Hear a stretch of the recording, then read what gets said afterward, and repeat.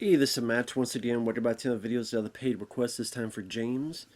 Thank you so much for that. And for those interested in requesting any type of videos, feel free to send it either directly to my PayPal or join my Patreon. Both links are down below in the info box. Now, this one is for City Heat, a film that I have seen once before, and watch it again, I'm still got the feeling of disappointment out of this.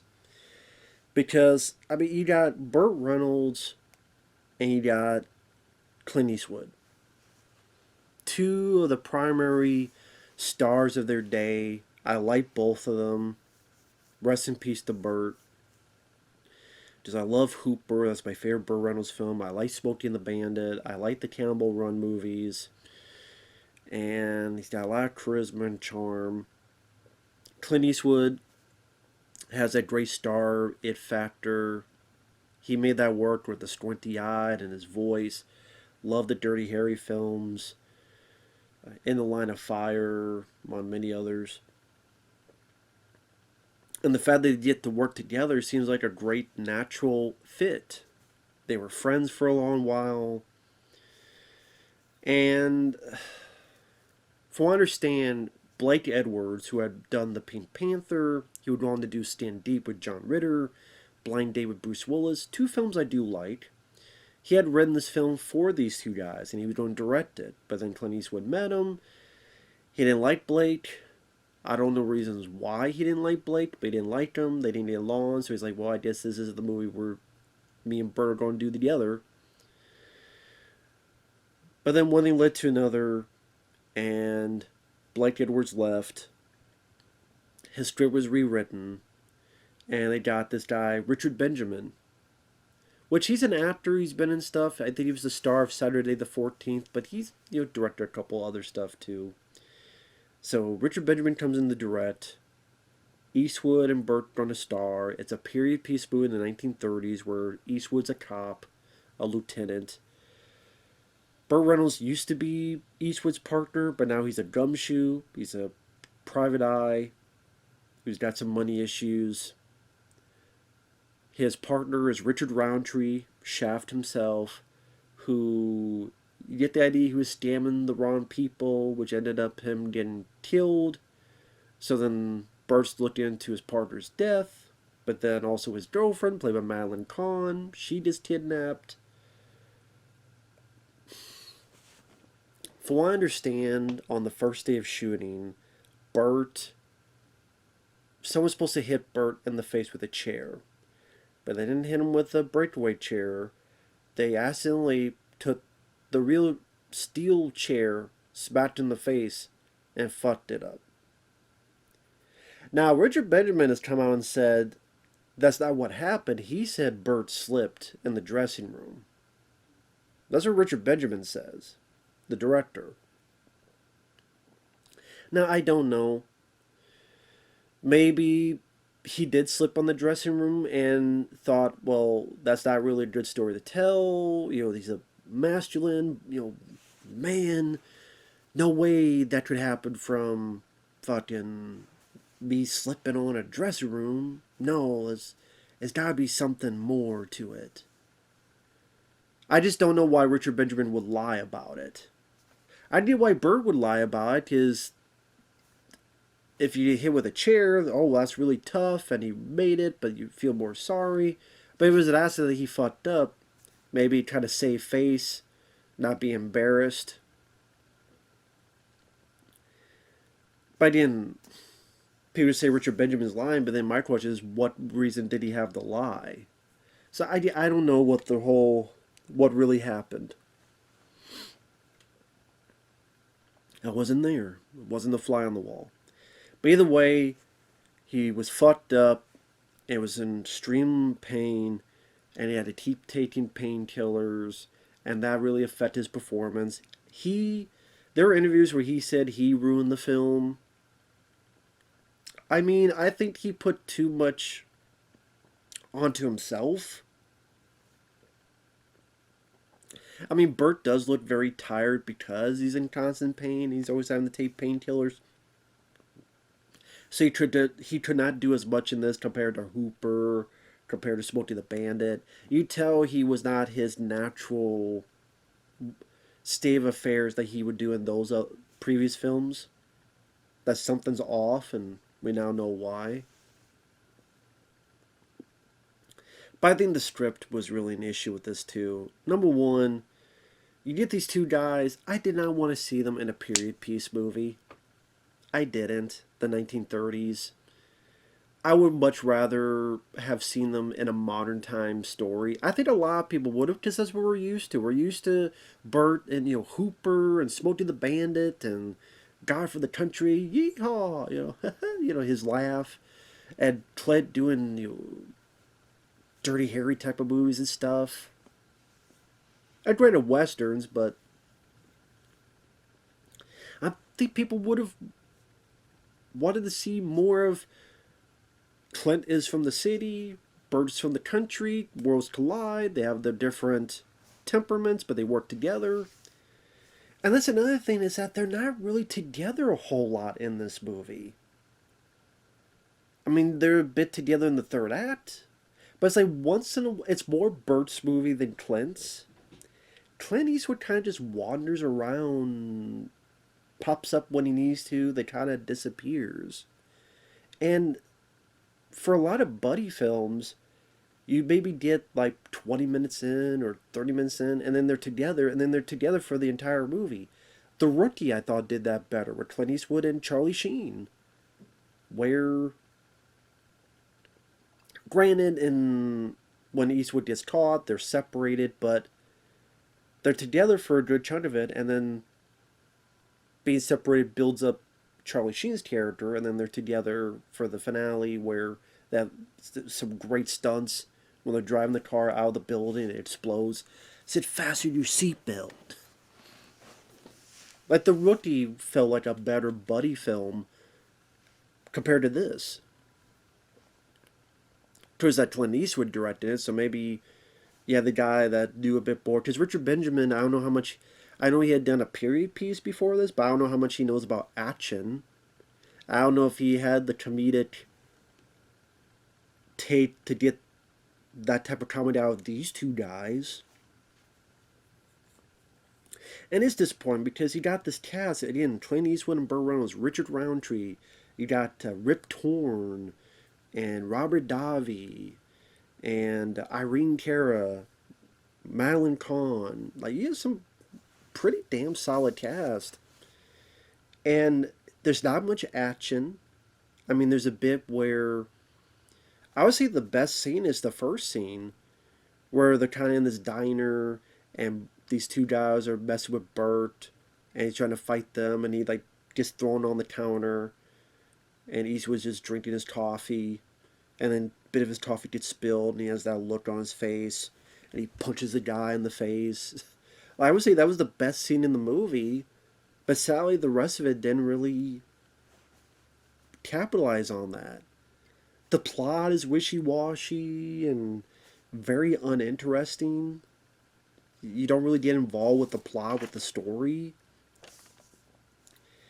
This whole backdrop of they used to be police partners, I don't know if they ever mentioned why they split apart. They might have, and I completely missed it, and if so, that's my fault. But at the same time, the movie was not interesting. It didn't keep me captivated. For me to follow along, I just got bored with it. My mind wandered. It didn't keep my attention. So if I missed that, I apologize, but I don't know why they split up and why Burt was not a cop anymore and why there's this friction between the two. I would assume that has to be in the movie. You would think it would have to be, but I don't remember what it is.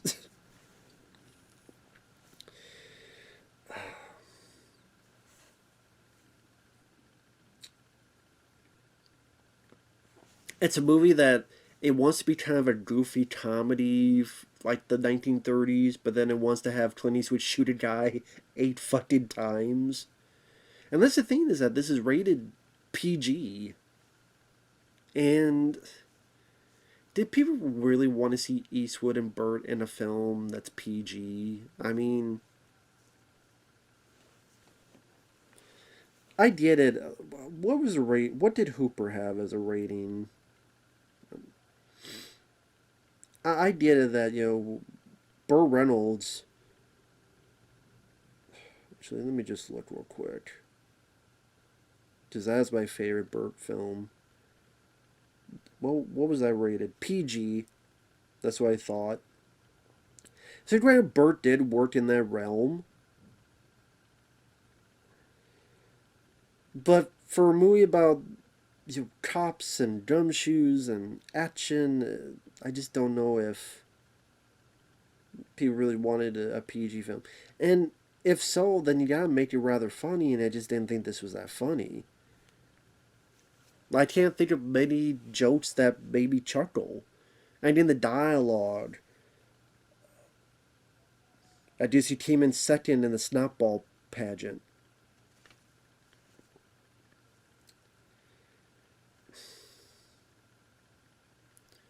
Probably the closest, like other than the opening, is the bit where Clint takes Robert Davi's tie, ties it to the window, then tosses the other guy, and says, "I'm gonna arrest you for lying down the street." "I was lying down the street." "Yeah, when you got hit by the truck." "What truck?" "Next one that comes along." I did chuckle at that. Which, hell, that's in the trailers, or you could just watch the trailer for that.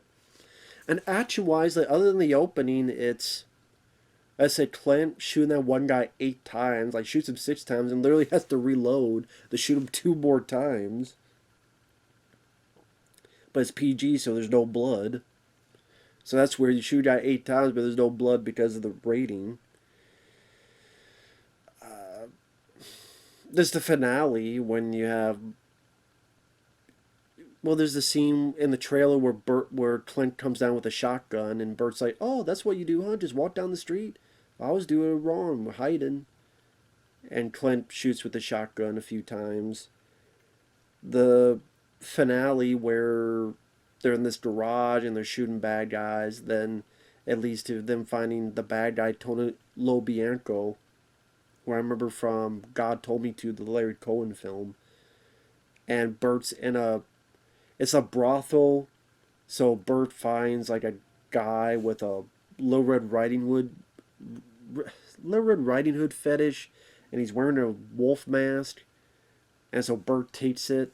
And of course, that's done because that way a lot of the fight scene is not Burt. You have someone else replace it since he was such in pain. Like, that's the thing. Like, did you want from a Clint Eastwood Burt Reynolds film to have a finale where the big action scene is Burt Reynolds dressed up in a female gown or pajamas, and yeah, just supposed to be the grandma, but at the same time has a wolf mask on, fighting along Clint Eastwood?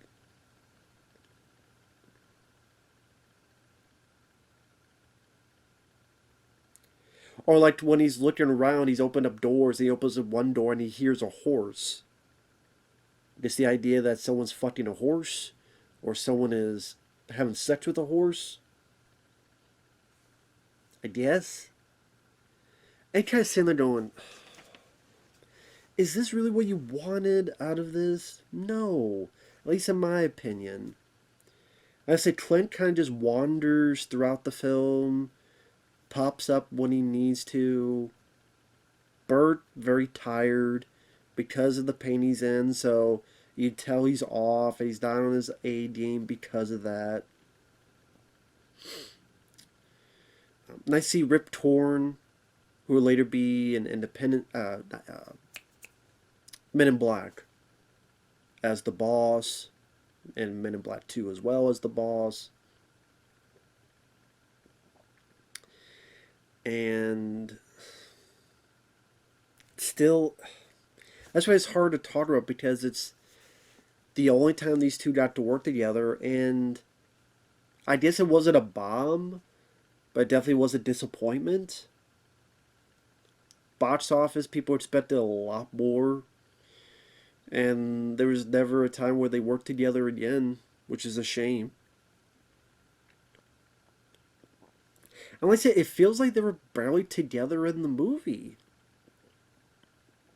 Which, I mean, again, there are times they're on screen, to be fair, but it's like kind of more Burt doing his whole thing, his gumshoes bits, and then talking with Irene Cara in the movie theater, and then she gets hit by a car, but she's in the hospital, and then Clint Eastwood's doing his thing, and Burt's doing his thing. There's really not much room for witty, snappy rapport between each other. Like a lot of buddy cop movies or a lot of buddy movies. And I think that was one of the many disappointments with it. Like I said, I wish it wasn't a period piece. And that kind of mistake was made later with Harlem Nights, with Eddie Murphy's. We'd have a period piece. You got Richard Pryor, you got Red Fox, but I just don't think that period works for these type of actors and their style and their comedy we're used to. Like the comedy we're used to with Burt was Smokey and the Bandit type. Not sure if that works 100% in the 1930s PI era. Like I said, the action isn't great. The little bits here and there is fine, but nothing memorable. I mean, you do get Eastwood shooting some people, to be fair, but I don't know. Like I said, I don't think this director, I don't think Richard Benjamin was the right guy for the job. I think the script needed a lot of touch-ups and fixes. Burt not getting hurt would have been a benefit. I think there need to be much more screen time with Burt and Clint on the same frame, where they show like rapport, back and forth, snide remarks, and get some nice serious moments. Like let's have a serious conversation between the two as to remembering when they were cops, were they with each other during the academy? Did they go through? Did they meet during then, or did they meet afterward? Cases they busted together.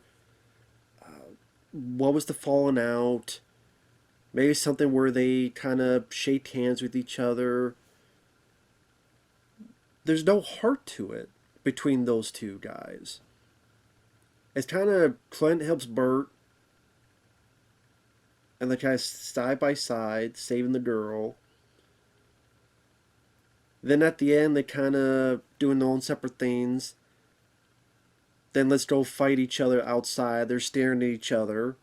Clint Eastwood keeps calling him Shorty, which, I mean, Burt isn't that much shorter than Clint, so it's still kind of weird that Clint keeps calling him Shorty. Does there only like this difference? So it's like if I'm looking here, I'm like, okay, I guess I'm Shorty a little bit, but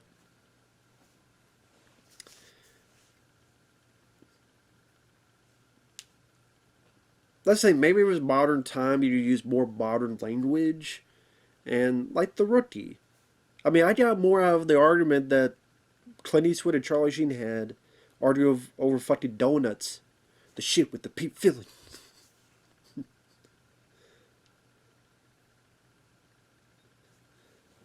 Now, let me see if I can find that quote. Does I guess I keep bringing that up because Clint Eastwood didn't do a whole lot of buddy movies, and that's the one that keep coming to mind.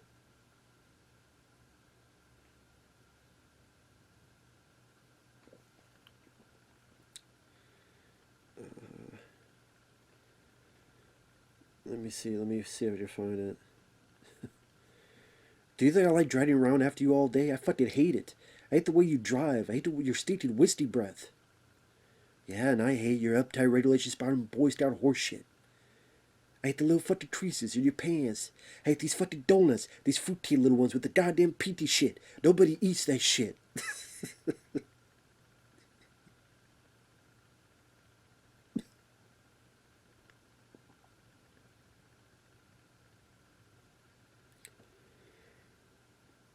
And what was that one line that Eastwood has at the end there?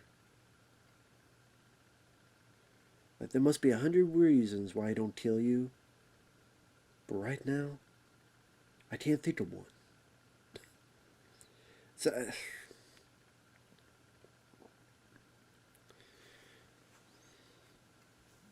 So, so I guess for me, if City Heat was more like The Rookie, I would have been more happy with this film. But again, Burt, you could tell he looked tired because of the pain he was in. Period piece that they was the wrong. It was just didn't you get these two guys together is just disappointing. Just like you get Eddie Murphy and Richard Pryor together, and you did Harlem Night. Almost said Harlem Heat, but that's the tag team. You did it, sucker. But you did Harlem Nights. But yeah, just I keep saying, just disappointing. Disappointing film. So, with that said, thanks for watching. Take care. We'll see you guys later. Bye bye.